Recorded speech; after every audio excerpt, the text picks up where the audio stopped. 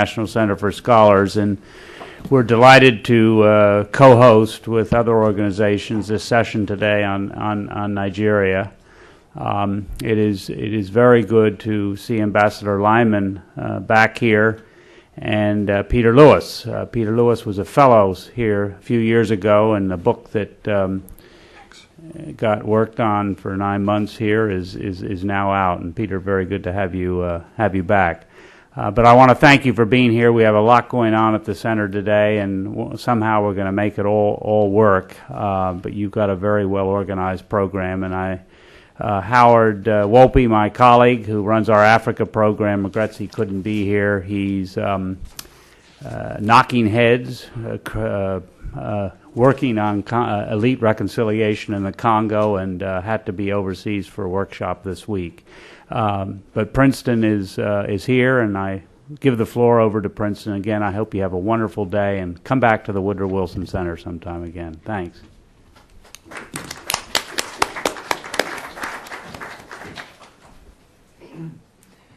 Thank you very much, Mike Van Dusen, and thank you all for being here today. This is the fourth in a series of conferences that are co-sponsored, an extraordinary collaboration of the Woodrow Wilson School here, Woodrow Wilson Center here today, Johns Hopkins School of Advanced International Studies, the Center for Strategic and International Studies, the Council on Foreign Relations, and the Africa Studies program at Northwestern University.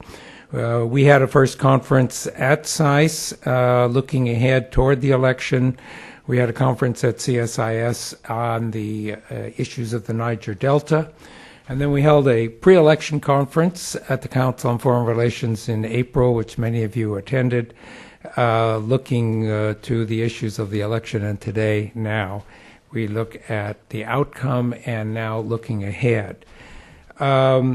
Just briefly, of course, the election came off badly from many points of view, did not meet the standards that people wanted, and raised a lot of questions.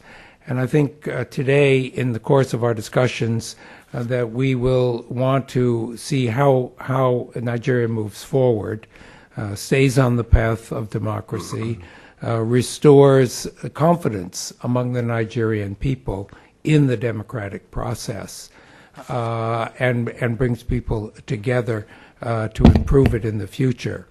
There are some more fundamental issues facing Nigeria which must be addressed, and the political system has to come together to do that. There is the serious problem of the Niger Delta, which continues to be a very threatening one, and a deep economic problem in Nigeria, a deindustrialization going on in parts of the country, a loss of jobs, a loss of competitiveness that is very, very greatly of concern when you look ahead to as Nigeria's future in the global market, its ability to provide employment and its ability to be a leader in Africa. It's going to take major investments. It's going to take restructuring large parts of the Nigerian economy. And that's going to take great leadership in Nigeria. We also want to look ahead today as to what the Friends of Nigeria can and should be doing. The United States and other friends of Nigeria. What's our role now? Well, how should we be playing that role? We're very, very fortunate today, if you look at your program, to see that our luncheon speaker is the former Prime Minister of Canada, a great friend of Africa, Joe Clark, and he will be speaking on that issues as well. I want to thank our Nigerian guests who are coming. Many came all the way from Nigeria to be here today to speak to us. I think it's an extraordinary commitment on their part and a great benefit to us, and we're very, very grateful to all of you who traveled so far to be with us today. We are going to make some adjustments in the program as we go along. We have a very tight schedule, and it's particularly tight around the lunch schedule, and I'll get back to that later. But we're going to call on you to cooperate closely so we can stay on schedule as closely as possible. We may slip over a little bit, but we want to stay to it as closely as we can, so we'll try and cooperate on that. It's now my pleasure to begin the conference and introduce the moderator of the first panel, who will then introduce his guests, Peter Lewis. Peter Lewis is known to many of you. He is the director of the Africa program at the Johns Hopkins School of Advanced International Studies. He's taught for many years at Michigan and at American University. I like Peter because he's one of those political scientists who also understands economic development. And that's very important for dealing with the kind of issues we're dealing with. He's written extensively. He's got a wonderful book out on comparing the experience of Nigeria and Indonesia. And since he's come to SAIS, that program has virtually exploded in outreach and educational and other activities. So it's a great pleasure to turn the first panel over to Peter Lewis. Thank you, Princeton. We really have an embarrassment of riches today. We were pleased and pleasantly surprised, I should say, that virtually all of our invitees from Nigeria said yes with alacrity, and we were able to have them join us. And so we really do have a remarkable cross-section of voices from all of the leading political parties and campaigns, from the domestic as well as international election observers, from representative elements of civil society and civic activism, from leading voices from the media, as well as official representation from the government of Nigeria and the present administration. So we really do have all voices in the room, and we're very pleased and indeed grateful for their participation. We thought we would begin the session today and the conference with the observations of the international and domestic observers in varying degrees, but really the international observer community, reviewing the realities on the ground as they found them during the state elections on April 14th, the national elections that were supposed to hold on April 21st, but then were necessarily carried over until April 28th. So in this whole election period, various observers were represented, not only the groups at this table, International Republican Institute, the National Democratic Institute, but also the International Foundation for Election Systems, Human Rights Watch, the European Union, the Commonwealth, the African Union, and I'm probably omitting one or two important groups. But we wanted to begin with those observations, and we're joined today by Ms. Ayo Obe, who has really filled a number of critical roles in the advocacy and support of Nigerian democracy for more than a decade. She was president of the Civil Liberties Organization, the leading human rights and pro-democracy civic organization for nearly a decade during the very difficult years of the Abacha era.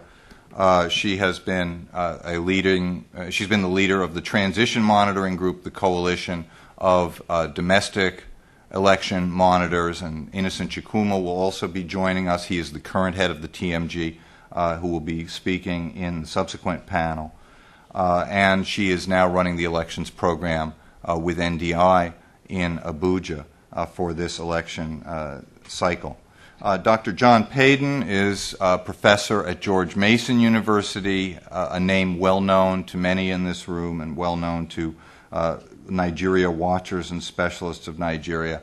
He is not only the preeminent scholar of northern Nigeria and Islam in Nigeria for more than 3 decades, but he has also been very deeply engaged in Nigeria's democratic experiments, particularly over the last decade, and has observed all of the elections since 1999. Mr. Robert Lawrence is with us, who, following a career on Capitol Hill and in other governmental roles, has been at IRI, the International Republican Institute, and is currently Deputy Director for Africa for IRI, and has been closely engaged in the observer mission. So We've asked our panelists to try and limit their remarks to 10 minutes, which I know is tight and an unwelcome restraint, but we want to have some time for Q&A and dialogue. So we'll begin with Ayo Obe. Thank you, Peter.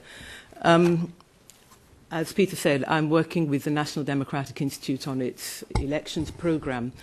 And the NDI, as you know, mounted an international observer mission, but it was also very heavily involved with the local election monitors. And so I should mention that, because even though our focus is on what the international observer groups said, I think that it's always important to note that what local observers say gives much more texture and depth, and they see a much wider part of the picture, and certainly security considerations actually made it difficult for some international observer missions to cover all the areas that they would have liked to cover.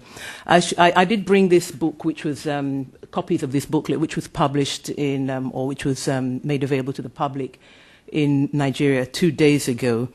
And what it does, I mean, one shouldn't be necessarily overcome by the headline, which says mirror of a fraudulent election, but what it does is that it contains a lot of the interim statements that were made by many of the groups which observed the elections, the Transition Monitoring Group, the Justice Development and Peace Commission, ECOWAS, IRI, the European Union, and of course the NDI. So those statements are in this booklet. Unfortunately, I only bought a few copies.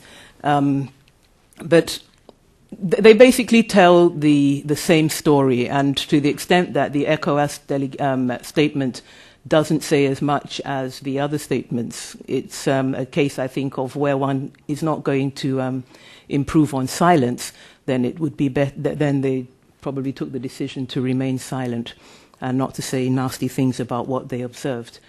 I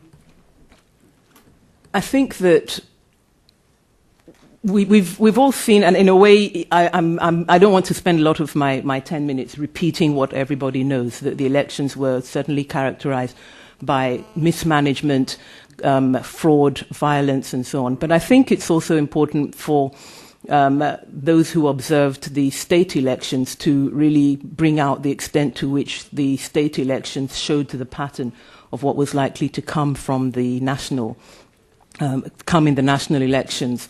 And NDI's observer mission fully took off for the national elections, but we did send out our long-term observers and staff for the state elections. And already then one could see the problems that were arising of late start. And I think the main thing that one could say is that contrary to many of the promises that had been made by the Independent National Electoral Commission, INEC, was simply the lack of transparency about the declaration of results. Since 1993, Nigeria has had a system whereby once the votes have been cast and voting has ended, counting takes place at the polling station. And the result at the polling station is declared. And that, in theory, is a very good measure of transparency. But after the vote has been declared at the polling station, the question is how much transparency attached to what happened after with those results. And that's why in its statement, the first recommendation that the NDI made was that INEC should make available the results from each polling station so that people can track what happened to the votes that were cast at their polling station. And I may also say that the litigation that is going on and the order that the Court of Appeal had made for INEC to produce these results, again, underlines the importance of this. And it's going to be a question whether INEC is going to be able to produce those that documentation. But if they had started out with the idea of transparency from the beginning, it would have been possible for them to do that without question, and people would have seen it. There are more than 120,000 polling stations, quite all right, but each of those polling stations is listed and known. And I think that for those who have been observing the elections, and certainly from the NDI's point of view, the biggest problem that we came up with all the time was this lack of transparency, INEC did not want to make the details of the polling stations available. It did not want to make details of the registration or the numbers of voters registered at each polling station available. It did not want to even make the numbers of the people that it hired as its ad hoc staff available. And all of those things are important because when you are now asked to produce the results, you have to produce something which not only shows that the person that you say you hired signed that result sheet, you also have to make sure that the polling agents are the ones who signed the results sheets as well. And you have to be sure that the votes cast tally with the number of votes that you have returned for the election.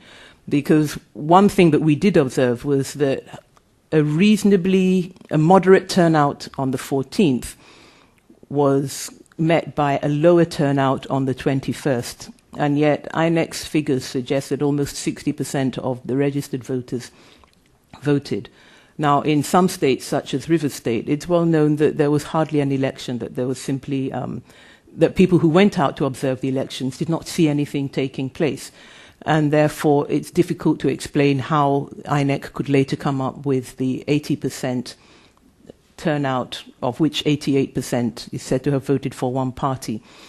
And one needs to say that it's a reflection of the way that the voters are treated by the politicians in charge of such areas.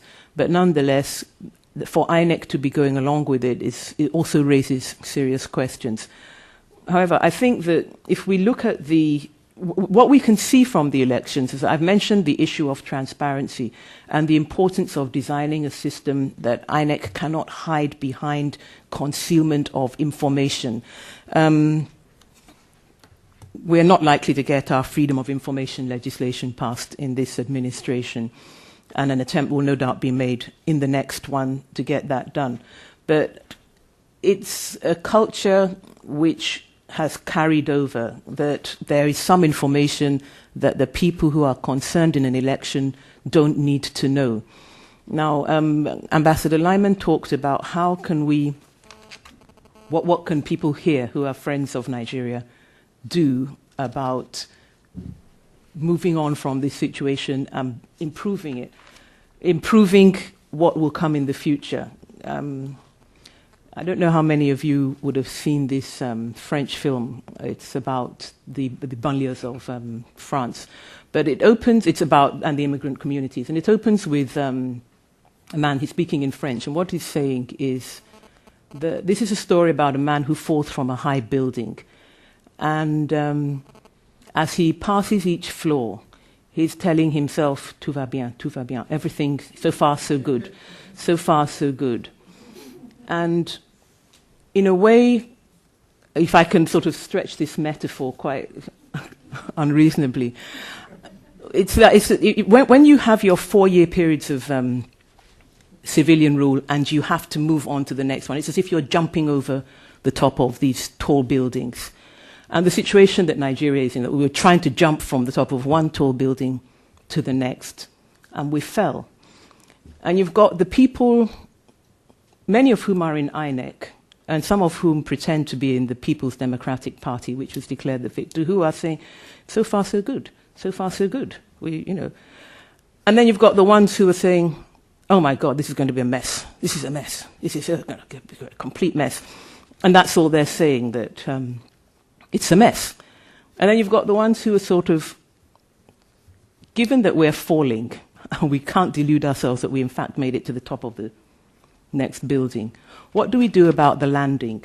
Because what the person who is talking in the film says, that it shows that what's important is not the descent, but he calls it the atterrissage, the landing. How do you land when you are falling off this kind of building? And to me, and I think that everybody who observed the elections wasn't there to just sort of say, this is a mess, but to say, given what we saw, how do we deal with the landing? How do we get it so that, because we actually have not only to land, we have to get to the top of the next building, and then we have to get ourselves into a situation whereby when we come to jump over to the next one, we're going to be able to make it and land on the top of the one that we need to land on in 2011.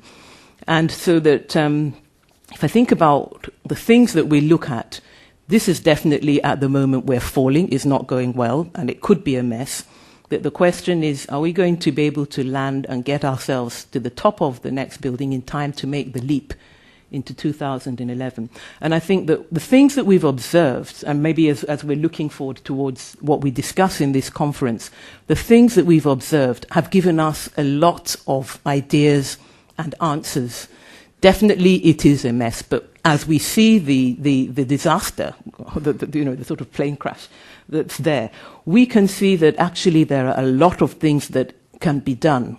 Of course, and this is the biggest non-given, it takes a kind of commitment which the people who are telling themselves so far so good really need to get past if we're going to make an improvement.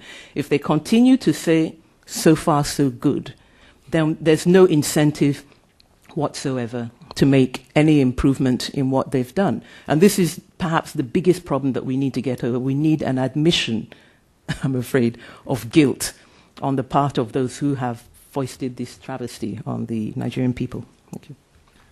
Thank you. That was not only concise and powerful, but admirably within time limits. So let me introduce John Payton. Well, first let me greet many old friends that are here today, and including a large number who were actually in Nigeria during the elections and who could, every one of us has our stories. But what I would like to start out by saying is that I monitored or observed the election in Katsina State. Previous elections in '99 I had observed in Kaduna in '03 in Kano, so I'm familiar with the general lay of the land up there. In Katsina, I went with Dr. Pauline Baker, president of the Fund for Peace, and she's unfortunately not going to be able to be here for the morning session, but will be here this afternoon and can add to whatever comments I might have. I thought I would start out by just saying a few quick remarks about the Mdi Report and call your attention to the fact that it is available online and in other forms as well here. And of course, I obey instrumental in some of the wording on this final statement. One of the things that we did on Monday after the elections was hold a press conference for Nigerians, reporters and others, and Madeleine Albright, Joe Clark, others were there. And when Madeleine was asked how she would grade this election, she said, as an old professor, she's a tough grader, and she would give it an F. I think I have to say there was a sort of a ripple of applause at that point, because Madeleine is someone who can speak truth to power. I think she also then went on to say that the head of INEC should be fired, and that also got a ripple of applause. But the full statement is here. The reason I mention Dr. Pauline Baker is because, among other things, she did a remarkable job. It's the first time I've seen something like this, of photographing every stage of the polling stations in Katsina, and those are available on www.fundforpeace.org if anyone wants to download them. They're free, and you can kind of get a sense of what the ballot boxes looked like and what the lines looked like. Having both of us, Pauline and myself, just happened to be in Nigeria for the 64-65 election, which tells you how far we go back. And so we've witnessed most of the elections since that early First Republic. This one, clearly the turnouts were low, but the thing that I think my bottom line was that there was no hiding what was going on. It was just, this was the first time no one made any pretense. I kept hearing the phrase in Hausa, basu da kunya, which means they have no sense of shame anymore. So it's within that context that we could go into the details of each one of these cases. But then there's the question of the larger context, which I want to spend a few minutes on, and then the sort of the post-election side of things. in our report, we did mention that a few of the states seemed to go reasonably well. Most of the states did not. There were some states, clearly, that where the election material simply didn't show up. And in addition, I think one of the things that we noticed right away was that all of the ballots for the presidential candidates, there were, of course, no pictures on it, but all of the ballots were serialized just 0000, which means there's no way of accountability. There was at least one occasion where at the end of the polling session in Katsina, we went and we asked how many people voted, and they told us 1,700. We said, could we see the ballot boxes? They're all transparent. And they said, well, if you really insist. And so they took us to a back room, and the ballot boxes are about that high, and there were about 120 ballots in there. And we figured the rest of were going to be coming at some later point. Clearly, the collation system is one part of the mischief. I can remember in 2003 when I was in Kano, we did go to collation centers, and about 8 o'clock it started to rain and the lights went out, and no one had a flashlight. I mentioned this to Maurice Iwo when he was telling us in the early days what a grand technological vision he was going to have for all of this. But they kept someone, I think, from the EU delegation did have a small flashlight, and they continued reading out the numbers, and someone was writing them down by hand. It would have been very simple to add some zeros at that point. There was simply no way of checking. So there is a pattern to Nigerian elections that I think we now saw sort of very clearly this time around. We were advised in Katsina not to go to the collation stations. We went to 20 polling stations during the day. I'll say a little bit more about that. But the security was very tight. That morning we had tried to go to Dawra, and they had burned down the election center in Dawra, and we were advised not to go to Dawra, which is the home of course, Muhammad Buhari. And that was because the election materials were inadequate to the number of voters who were registered. So if you only come up with half the number of ballots, you can be pretty sure that there isn't going to be a full voting sort of turnout. But the situation on the security side was that we also were told that we really needed to leave town by 6 a.m. the next morning. And this was because they were expecting backlash and violence. In fact, the hotel where we stayed had been the scene of violence a previous week, and so we were responding to our security personnel advice on that. Even so, on the way back through Malamfashi, we were weaving between burning tires, and so there were security considerations that set a tone for it. But by and large, I think one of the reasons the turnout was so low on the 21st was because the previous week during the gubernatorial elections, people just got discouraged or were afraid of violence. And we'll never know what the actual turnout figures are, but we know they're much less than announced. Let me say a little bit more about the process of international observers. When we got back to Abuja, we were asked to fill out detailed reports on our site visits, and also summary reports that follow a kind of a matrix that everyone had a chance to deal with, and I'll just give you a kind of a sense of what those criteria were. The first one was disenfranchisement due to early closing. We figured 20 out of 20 polling stations fit that description.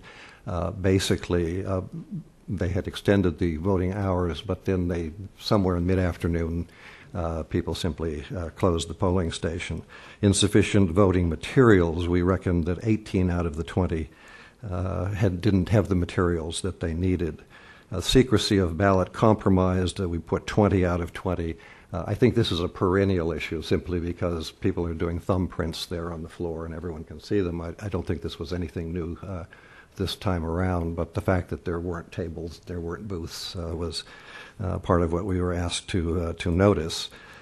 The underage voting, of course, was very obvious because we were listening and asking questions both in Hausa and in English. We could get a kind of a sense of what was going on. On the bribery side, we figured about 10 out of the 20 polling stations, we actually saw people passing out naira. The going rate is 1,000 naira a vote, if Mr. Ambassador needs to report that. However, because there were middlemen involved, the actual youth only got about 400 naira, and the rest went to the to the subcontractors. And we were, of course, pledged. We were pledged not to interfere with the voting process, but to simply record what we saw. So we just made note of that. And clearly, when the people were wearing party-identified T-shirts, it was pretty clear who was doing what. Let me also say that I think because Katsina was a battleground state, Yar'Adua is the governor there, and Buhari, of course, is from Katsina State. As well, there was a sort of an intensity to that Katsina polling, but I have to say that both candidates were popular in that state. I mean, Yar'Adua is popular and Buhari is popular.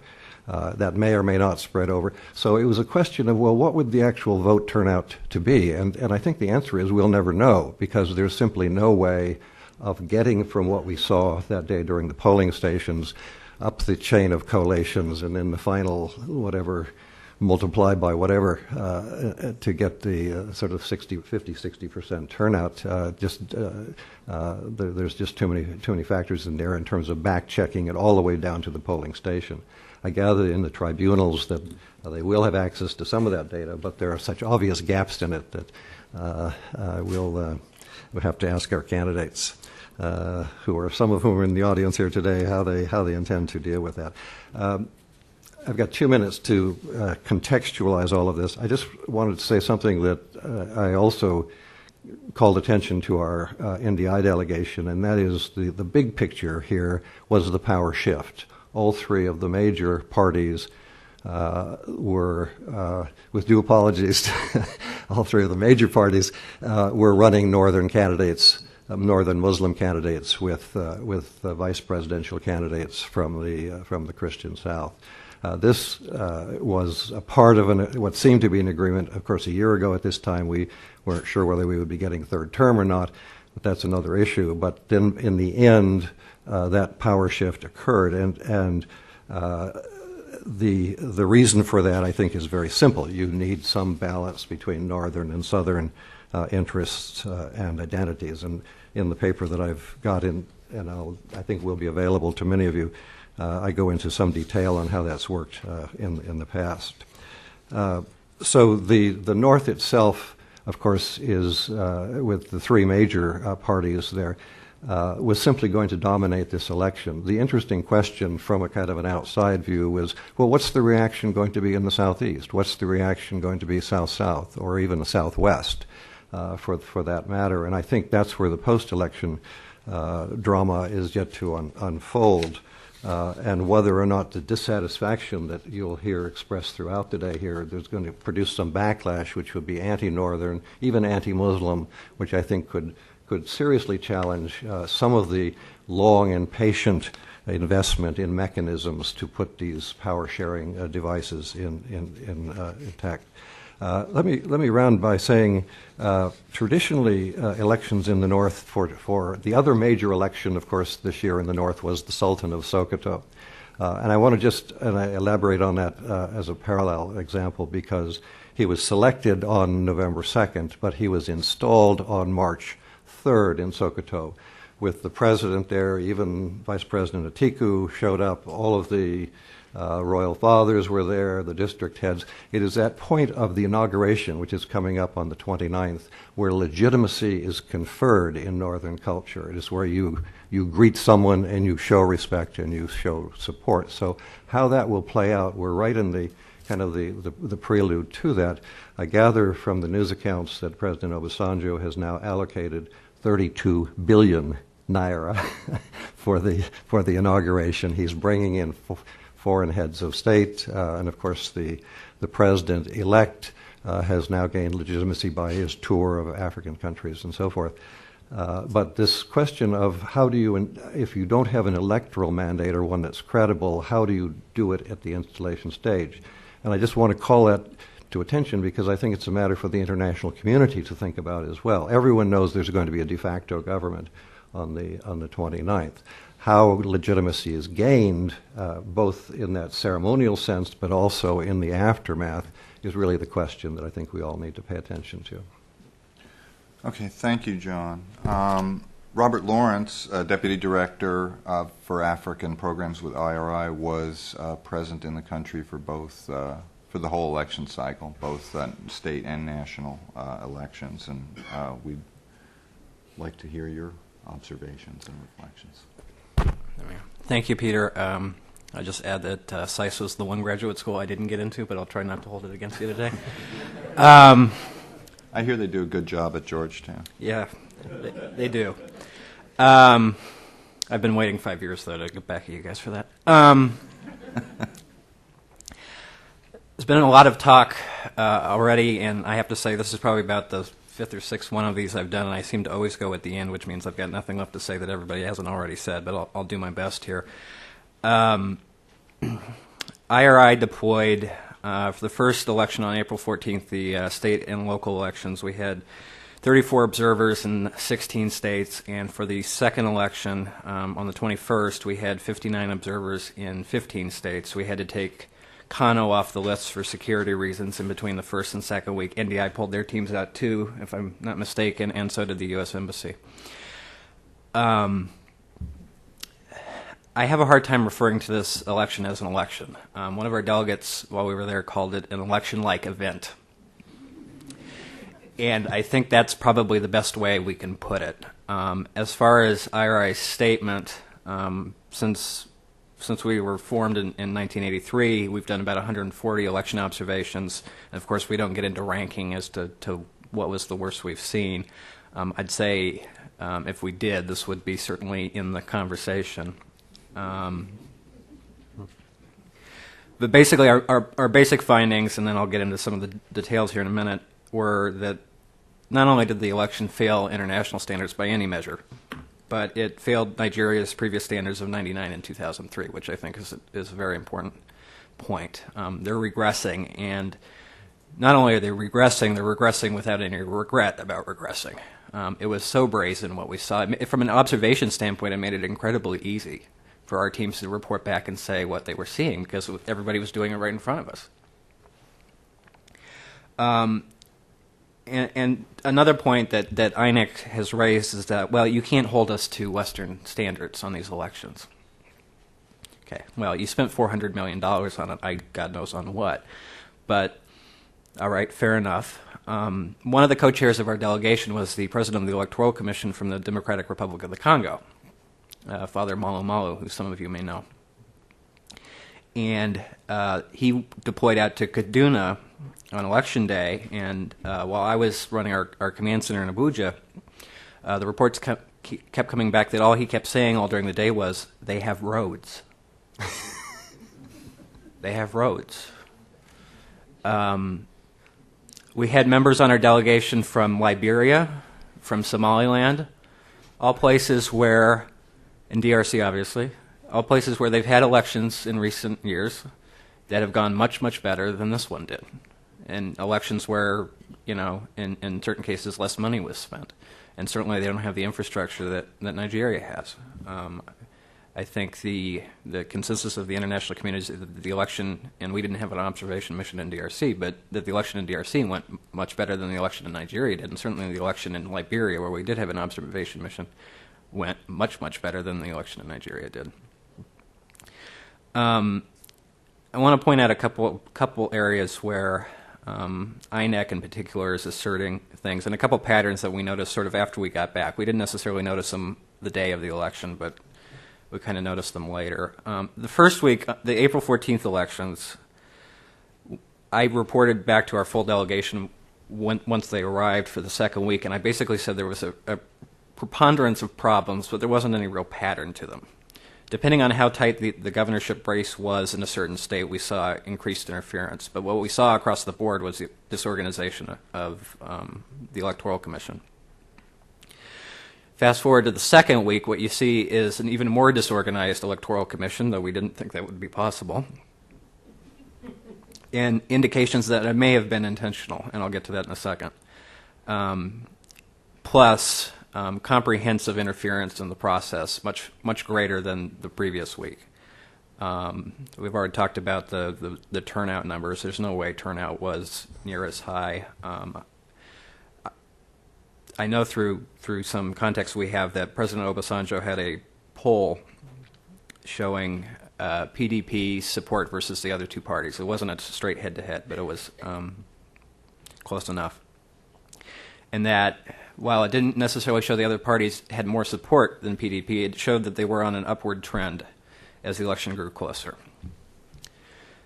So the fact that the results were as dramatic as they were in terms of the separation between PDP and the other parties, I think underscores the point that and this is just a theory of mine, that they saw the numbers, they got nervous, and they overreacted. Because it was just absolutely so brazen as to what was going on. Back to the intentional disorganization part on the part of INEC. In some places, the second week, unlike the first week, some places the polls actually did open on time, and you had some semblance of an election. I think we saw that international reports out of Kano said that it basically went fairly all right there. Lagos was surprisingly quiet both weeks. And Abuja, where all the international observers were, much to the chagrin of INEC, who did all they could to get us out of the country before the election, things went relatively well. All the reports I had from our teams calling in early was everything's going fine, and we're going, oh my goodness, maybe we're wrong about this thing. Well, the reason none of the other teams were calling in was because they hadn't seen any ballots yet. My point here is that if they could pull it off in Kano, Lagos, and Abuja, which if you look at Kano and Lagos, those are two flashpoints that PDP wasn't going to mess with. It's too risky. Mm-hmm. And Abuja, you've got the international media and the international observers, so you don't want to mess with that either. So when they wanted to, the election went fine. Where they didn't want the election to go well, it didn't. And just as an example, in Imo State, our poor team out there didn't find a ballot until 5:15 p.m. Now the polls were supposed to close at 5 o'clock. All right, we had reports that ballots were leaving the hub in Owerri at 3 p.m. for parts that were 3, 4, 5 hours away. Those folks didn't vote. And insofar as IWU and INEC want to blame the court cases regarding the vice president and the delay in getting him on the ballot, and there was all this talk about flying them in from South Africa and this helicopter crashing that had him on, and no one knew what the true story was. But the fact of the matter is we saw far more presidential ballots throughout the country than we did state and, National Assembly and Senate ballots throughout the country. Those weren't there in a lot of states. I wouldn't say majority of states because I don't have the numbers for sure, but in almost every state we had monitors. At least some of the polling stations either had incorrect ballots for those races or didn't have any ballots at all for those races. And that had absolutely nothing to do with the vice president. That had absolutely nothing to do with the fact that the ballots needed to be printed late. That was just as simple, either intentional or just complete unpreparedness on INEC's part. Two quick anecdotes I want to share, both secondhand since I was in our command center in Abuja, but one was that, well, this is kind of a two-parter.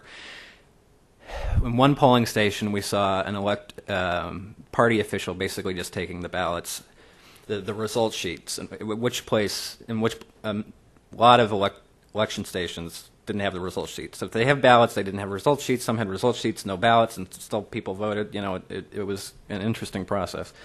And oddly enough, they take a look at, maybe 10 of these result sheets, each of which has, I don't know, you saw them, probably 20 spots on them, and all the thumbprints look the same. That's kind of curious. And in another, at the first level of the counting station, which is as far as we went because we had We didn't have any serious security problems, but we did have to move 4 teams throughout the day based on things that were going on. So we pulled all our teams back and made sure they were back at their hotels by dark. But since some of the polls closed as early as 1 o'clock, we got to see some of the counting. And there was a party official, and I honestly can't remember which party it was, but all the ballots were coming out for the same party. There were like 30 in a row that were the same party, and there was one that wasn't. It was a different party. And instead of just counting it, even though it was going to be 30 to 1, or whatever the case was going to be, he picked up the ballot. He read off the party it was that the person had voted for, and then he proceeded to, and I'm not making this up, he proceeded to eat the ballot.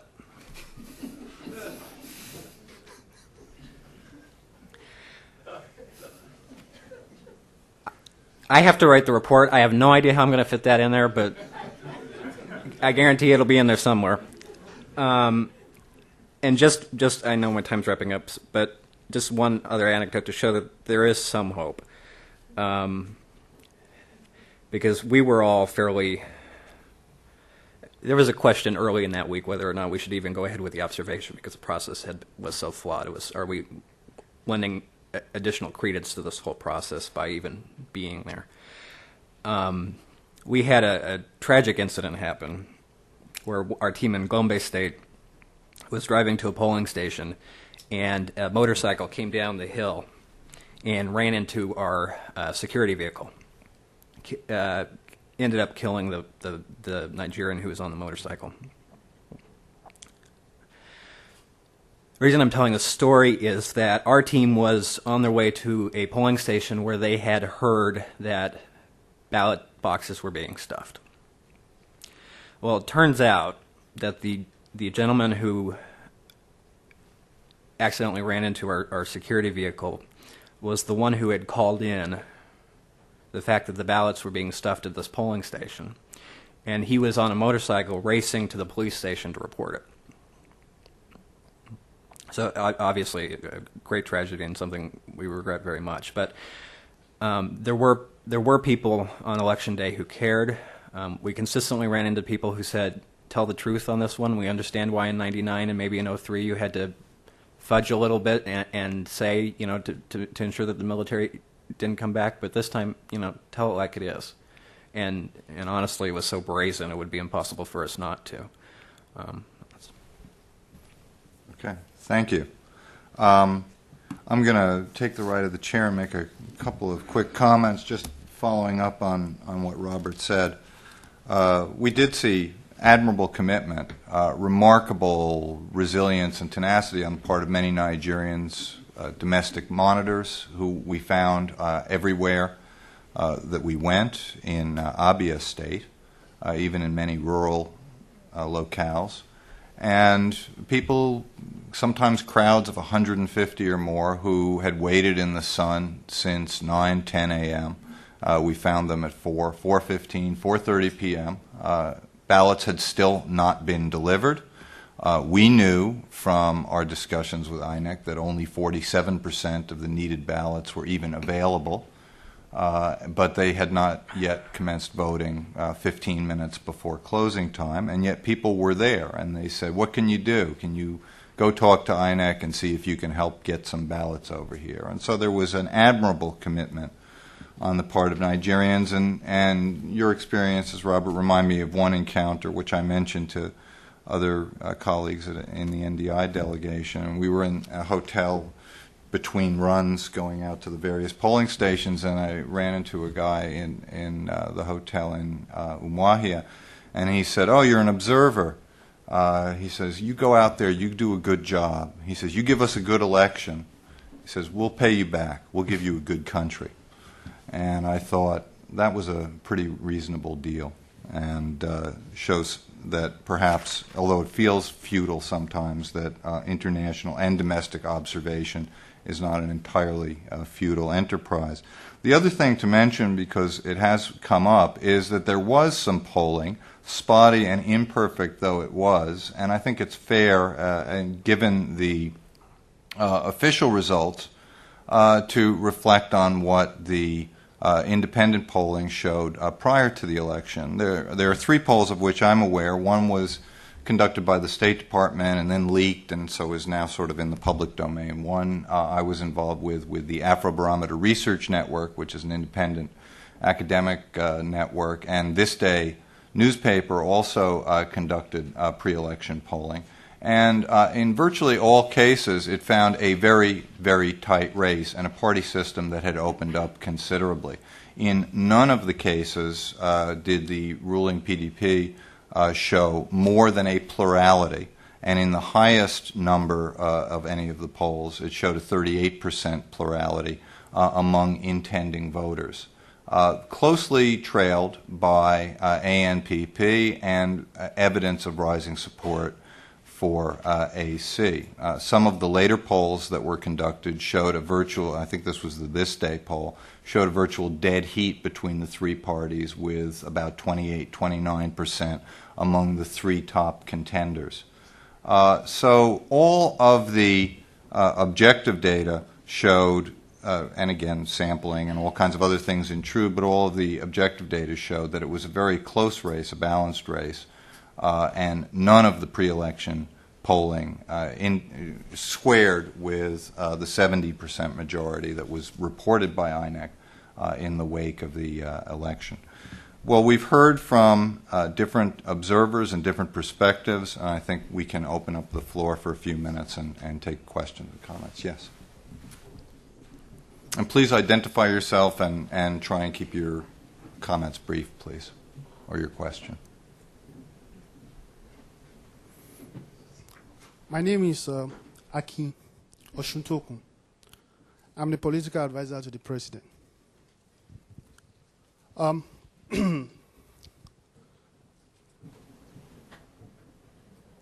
Ms. Ayobe made a statement that I just want to correct, and that is the fact that there was no admission of guilt by those in authority. That is not correct.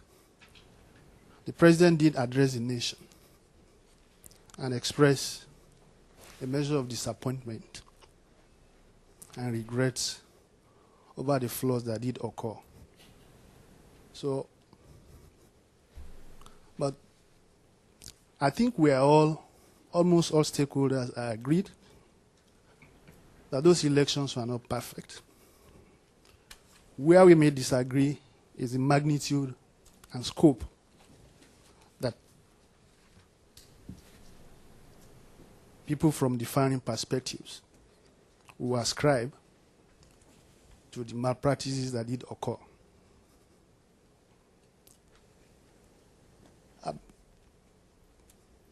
Okay. I haven't finished, please. Oh, okay. Elections have come and gone. But I think we need to situate it in the larger context of the political development of Nigeria. Elections are an aspect, especially for Nigeria, of political development. People who are familiar with the history of Nigeria, there are a number of things that we seem to be taking for granted that, if we carefully look at, are things that should be positively remarked in Nigeria. First is the fact that civil democratic rule has not endured for this long in the country. That in itself is something to be applauded. There are other aspects of political development that... Excuse me, you know, there will be a number of voices around the table, and we really don't want to have long speeches from the audience. If you have a comment or you want to wind up or a question, now would be the time to pose it. Let me make this remark. I looked through the program, and I thought maybe there are quite a number. It's actually skewed on the number. Well, excuse me, but we have all voices around the table. The PDP has been represented. The government of Nigeria has been represented in your ambassador to Washington, and we really don't have time for long speeches from the audience from any perspective. So if you could please make this brief, we would appreciate it. It's okay. The number of things I just want to say going forward, there are a number of areas that we should look at. First and foremost, there is a way I see what has happened in the election as the effect rather than the cause. We need to undertake constitutional review. A review of the Constitution itself is imperative for the purpose of holding better elections in the future. Secondly is electoral reform. Until those two things are critically looked at, those two areas, we are going to have, in relative degrees, a repetition of the flaws that did occur in the last elections. But as I said, there are areas aspects we can acknowledge, and those areas in which flaws have occurred, but which also ought to take note of those areas where the positive aspects of development that are taking place. That, if we're able to do that, we'll be able to put things in perspective and in balance. Thank you. Thank you. I think you've certainly identified one area of universal consensus, which is the need for electoral reform. We'll take two more questions, and then we'll throw this open to our panelists. Yeah, my name is Paul Olatoye, and I'm from the same hometown with the gentleman that just spoke, Akin Oshitokun, who is the special advisor to the president. The Nigerian people, they are willing to go to the polls and vote for the party of their choice. What is happening is people like Akin Oshitokun and his friends, they go to the polling booth, they shoot the gun in the air, and they scatter all the voters so that to prevent people to vote. The voting was going on smoothly in my hometown, our hometown. We came from the same place, from the same town. The voting was going on peacefully. There was no violence. There was no altercation up till about 1 p.m. in the afternoon. Then all of a sudden we have soldiers showing up. We have mopeds showing up, which he himself, he is one of the procurement of those forces, shooting in the air. I'm going to, in the sense of even-handedness, I'm going to intervene here as well. And I'm just going to say, can we make it concise? Well, I'm just trying to let you understand. This is what actually happened. It's not because it is not constitutional review. It is not any hair-braising idea. It's just allowing people to go to the polls, and these people will refuse to let people go to the polls to vote. That is the problem. Thank you. And then one over here, and please make it brief, and then we'll take some comments from the panelists. My name is Laya Begoni, Howard University. Ms. Ayube, I know as a Nigerian common people want to speak and want to choose their own candidate of their choice, not to be imposed on them. What is your institute doing to educate the masses in Nigeria to understand their right when it comes to election? Thank you. Okay, thank you. Oh, a quick question. Very good. It was an actual question, too. And it was an actual question. Okay, we have 3 questions on the table, perhaps. You'd like to begin with a response. Thank you, Peter. I think I need to say that, let me start with the last one and say that the NDI's program, I talked about the election observation program. We also had an extensive voter education program and an issue-based voter education program. In other words, urging voters to look at the things that were important to them, to look beyond personalities and indeed beyond religion and region, to look at what's important to you as a voter. Who is the candidate whom you feel can be most trusted to implement or to bring about those things that are important to you, and those are the people that you should vote for, and that you need to step outside the question of identity politics, although, as John Payton has said, it's an important factor in Nigerian politics. So yes, we're doing education, and I think that's why people even bother to turn out. Of course, NDI is only one institution in the country. There are many more who are doing voter education programs, voter mobilization programs. But I can remember parading the place and trying to demonstrate what INEC had told us was the voter registration method and how wonderful it was going to be on election day, only to get to another of our programs and for INEC to say, well, actually, we're not going to have electronic identification of voters. So even to the extent that we were trying to educate voters and to encourage voters and to mobilize them, we're constantly let down by the Independent National Electoral Commission. I want to say, with regards to Akin Oshuntokun, saying that there were shortcomings and flaws is not an admission of guilt. In fact, there's a mantra of no election is perfect, and quick reference to Florida in the United States in 2000, as if that justifies the idea of, as the gentleman here has said, people turning up to drive voters away from the polling station, as if that justifies people sitting down and thumbprinting ballot papers openly, as if that justifies non-arrival of election materials. I'm sorry, this goes beyond shortcomings. And I think that for many of us, the disappointment is that President Obasanjo, who was the head of state in 1979, when he was not a candidate, we had elections in which we were ushering in civilian rule, managed to give us, and I say that because I was involved as a legal practitioner in the case which resulted from the presidential election, which was about the interpretation of the votes, the number of votes that were cast. And it wasn't about were there 50 votes or 5,000 votes. It was about how do you interpret these votes to find out whether they fit within the constitutional requirement to have a quarter of the votes in 2/3 of the states of the country. So that to talk about not having perfect elections is not acceptable in the context of a situation where every observer and every Nigerian, for that matter, is able to say that this is worse than anything we've ever had. So it really goes beyond just a matter of with our shortcomings. Beyond admission of guilt, of course, the Nigerian people want to see some ascribing of responsibility.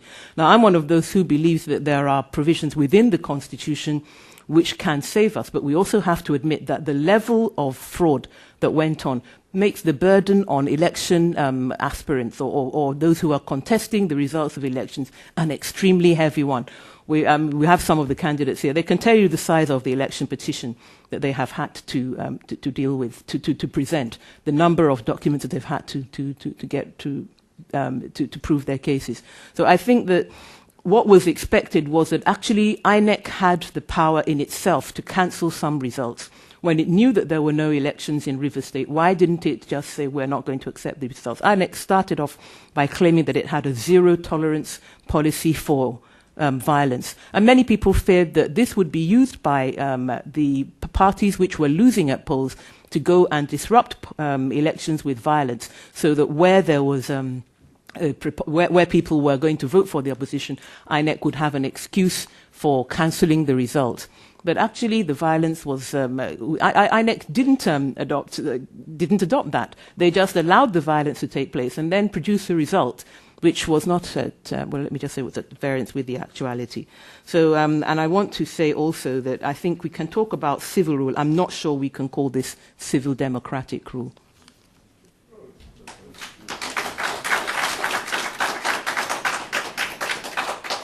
Does anybody else want to? You guys want to defer? Okay. Well, we're going to, please. I just wanted to add real quick. I mean, to talk about this election is the fact that it took place as some great victory. It's sort of like saying the Nationals showed up last night and the Braves had to forfeit. So it's a win, but, you know, what can you take from it? Again, I just want to underscore my point from earlier that all Nigeria has to do is look to some of its cousins on the continent, in DRC, in Liberia, and elsewhere. I think the average Nigerian would say that they are a more advanced, more affluent, and more capable country than those other ones. And they didn't pull off elections near as well as the other ones did. And that's, I mean, that's the bottom line. Okay, we're going to take another round of short questions, and then we're going to wind up over here. I see a hand, and then we'll get to you. My name is Adeboye from Howard University. My question is based on the fact that I've been watching elections in Nigeria since 1961. I was a counting agent in council elections in 1961, and all years, all to 1965. The issue that the panel raised, perhaps directly in some cases and obliquely in other cases, is the issue of legitimacy. how long are we going to tolerate abuse of a huge population of people who are totally disenfranchised? And we always find excuses like maybe one time it is a change into a democratic dispensation, another time it is good enough so that we can have a change from one civilian government to another. The people of Nigeria, in their multiplicities and in spite of their religious differences and what have you, are as politically aware as any people have ever found anywhere else in the world. They don't need any electoral tutoring or what have you. They pour out to go and vote. The problem is the legitimacy that the rest of the world confers on whatever we do in Nigeria or fail to do. And so what I was going to ask you is that what is the responsibility of an observer panel if you come back to your own country and you are either not recommending that the process should be delegitimized or you are quiet about it? Okay. Yeah, over here. Quickly, please. Hello, my name is Fran Farmer, and I lived in Nigeria for 5 years and worked with Mdi on the 2003 elections. And I'm intrigued with the question of how do we deal with the landing? I thought that was very profound. And I would really like to know what concrete measures you would recommend for improvements in the process. I'm particularly concerned with what I observed, which was that the collation system is one of the most complicated in the world and basically allows for fraud and rigging at every step of the process. So I would be interested in the panel's views about what specific recommendations they would make for changes in the process. Thank you. I think there was one over here. Yeah. Sorry, where?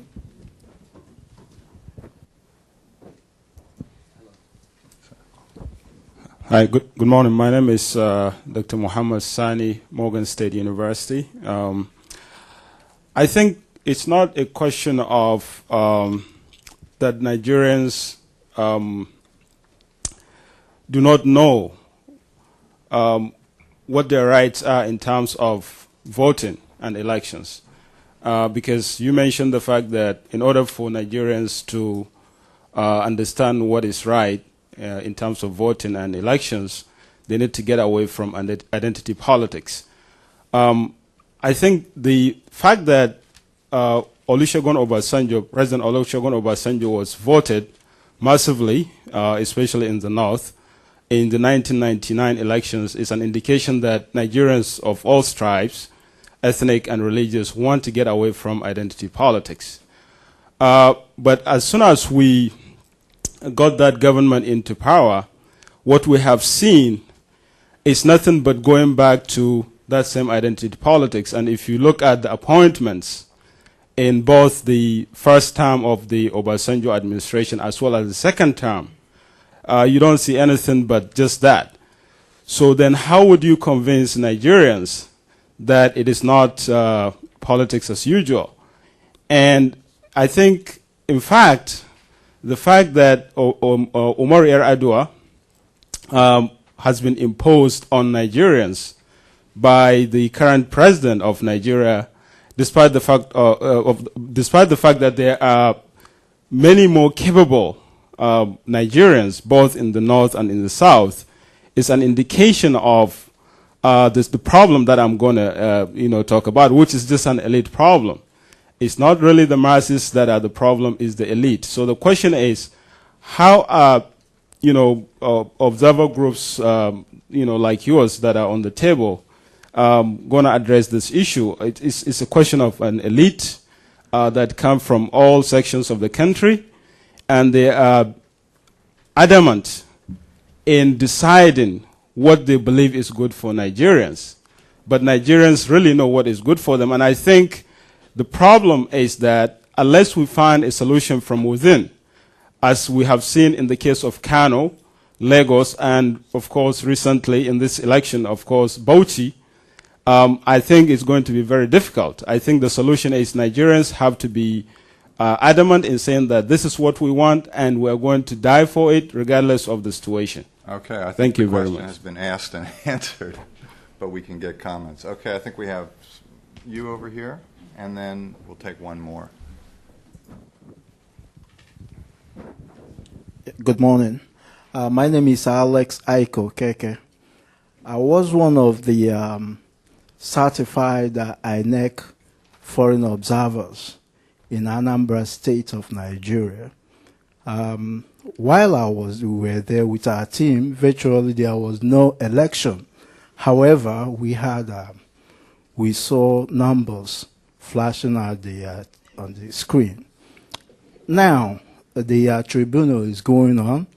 How can this country or all other organizations, foreign observers, help to see that the inauguration is stopped until we conclude the tribunal?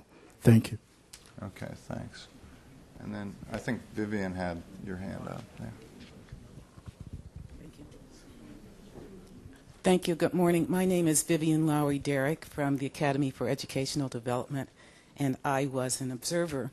And I observed in Niger State, in Mina, and we saw really textbook perfect elections. The polls opened on time, they closed on time, all the materials were present, the officials were good, the count was open and transparent. And on the optimistic side, at the end of the count, that ANPP won fairly decisively. All the party reps said, at the end of the day, we are all Nigerians. So that was the good part. We got to the collation station. The ballots were walked to the collation station without any security and without police presence. But that's where the problem really began, to reinforce the point that's been made earlier. It was dark, and we saw some slippery goings-on. My question, though, is, again, back to the landing. There were more than 50,000 domestic observers, and I'm wondering what the process is, or what thought has been given to sustaining their interest both in the process and that they feel a sense of efficacy and participation beyond this, and to keep that group and others in civil society engaged for the next round. Thank you. Okay, I think we're going to wind up on questions for this session, and then we'll take final comments from our panelists. We can start down with Aya. With me again. Yeah. We'll just go toward me. Okay. I think actually that one shouldn't over-romanticize the voter. The truth is that voters will in fact vote for people on the basis of, and in 2003 and 1999, well in 1999 I should say rather, there were only two candidates because the political party registration system allowed for only two candidates, and both of them came from the southwest and they were Yorubas. So the fact that one part of the country voted for one of the candidates and another part did not does not necessarily mean that identity politics have been removed. And I think that also, and the reason why NDI emphasized the question of issue-based voting is that I can get to any part of Lagos, I can stand on the bridge at Oshodi and I can look down and I can say, what difference has it made to the lives of these people that the president comes from the southwest? And the answer is almost 0 to none.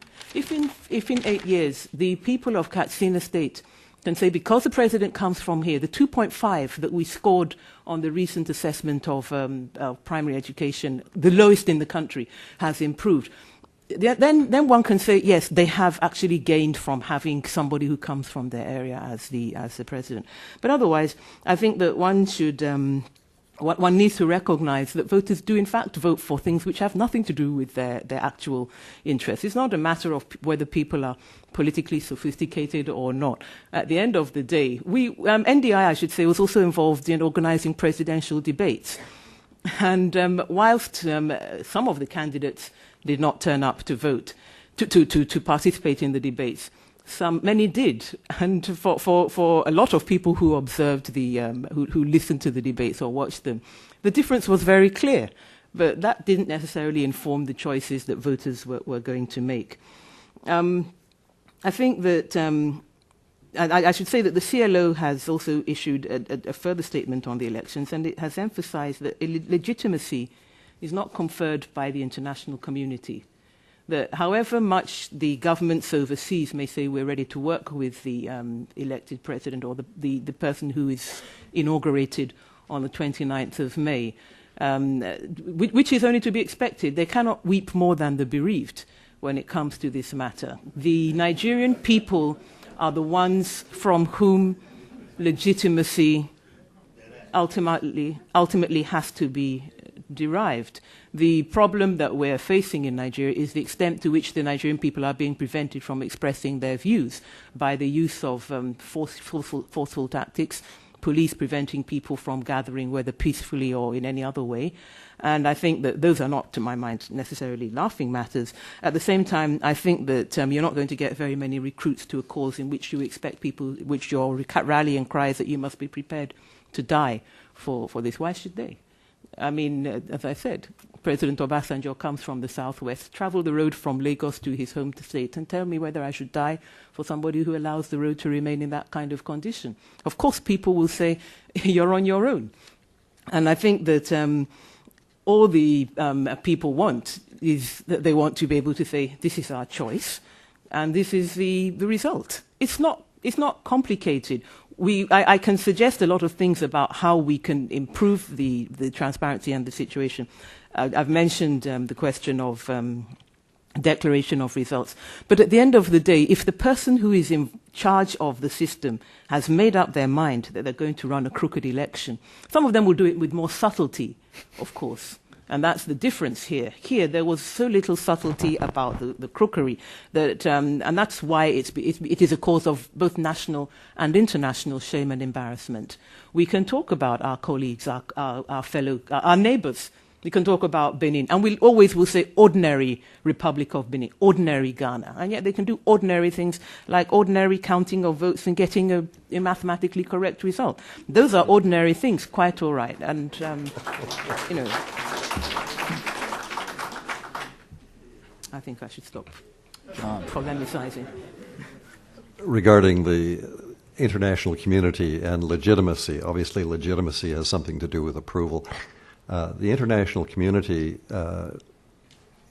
has to deal both with de facto and de jure types of recognition.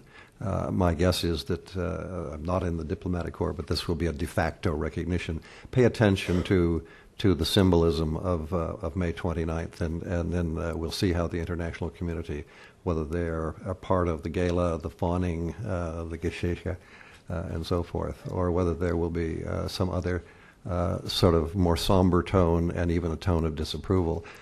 You might want to look at that statement that's in all of your folders by some of us here in the Washington area, which is really addressed to the international community as much as to the Nigerians. We don't need to preach to the Nigerians on this, but it is a sobering reminder that approval and legitimacy is not something that is automatically conferred.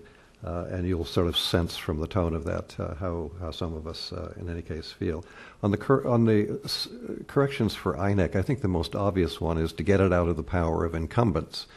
You've got to have a multi-party approach to INEC to be seen. It's got to be seen to be fair and level playing field and all of that. I don't think there's any great mystery about how to reform INEC. It's just to get it out of the hands of incumbents. Incumbents always win, and this slide towards a single-party system is going to be worrying, I assure you, to the international community, whether it's de facto or anything else. On Mohammed Sani's point on identity politics and mandate protection, identity politics are a fact of life in almost every country I can imagine.